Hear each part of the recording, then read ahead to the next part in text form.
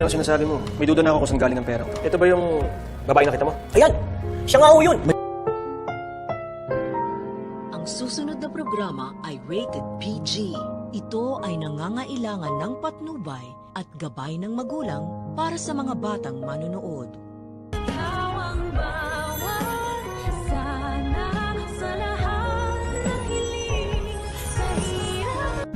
Kaya kanyang bigyan ng bagong passport at bagong identity. Bagong identity? So dapat pala talaga ay kasama sa Japan itong si Carlos, nila Lynette at Annalyn. Yun nga lang, hindi kaya ni Carlos na tiisin ang kanyang anak na si Zoe sa pakiusap nito na tulungan ang kanyang demonyitang inang si Moira para hindi ito mahuli ng mga pulis at tuluyang makulong habang buhay. At sa pagpunta nga ni Carlos sa hotel ni Moira ay hindi niya dadatnan doon ang bruha. Bagkos ang kanyang aabutan doon ay sila Giselle at Robert. Magkakaroon tuloy ng pagdududa ang dalawa kung bakit nandoon si Carlos. Kaya naman magpapalusot na naman itong si Carlos kung bakit siya nandun. Kaya naman makikipagkita na lang si Carlos kay Moira sa lugar na hindi sila masusundan ng dalawa. At dito natatanungin ni Carlos ang impacta kung meron daw ba itong visa papuntang Japan. Dahil kung meron daw ay matutulungan niya ito para baguhin ang kanyang identity at pagkakakilanlan. Meron daw kasi siyang kaibigan sa Japan na maaaring tumulong sa kanya upang magkaroon ng bagong passport at bagong pangalan. Mabibigla naman si Moira sa parang ito ni Carlos dahil parang hindi pa siya handa na iwan ang kanyang nakaraan. Pero maiisip niya na kailangan niya pa rin makipag-cooperate kay Carlos dahil ito na nga lang ang natatanging paraan upang hindi siya mahuli ng mga pulis. Yun nga lang, kung inaakala ni Moira na magiging madali ang kanyang pagtatago sa Japan ay nagkakamali siya dahil nandoon sila Lyndon, Annalyn at Lynette upang pagkrusin ang kanilang mga landas. Sa kabilang banda, may lalaking kakakuha sa perang itinapon ni Moira pero makokonsensya ang lalaki dahil hindi niya daw kayang gastusin ang perang hindi sa kanya.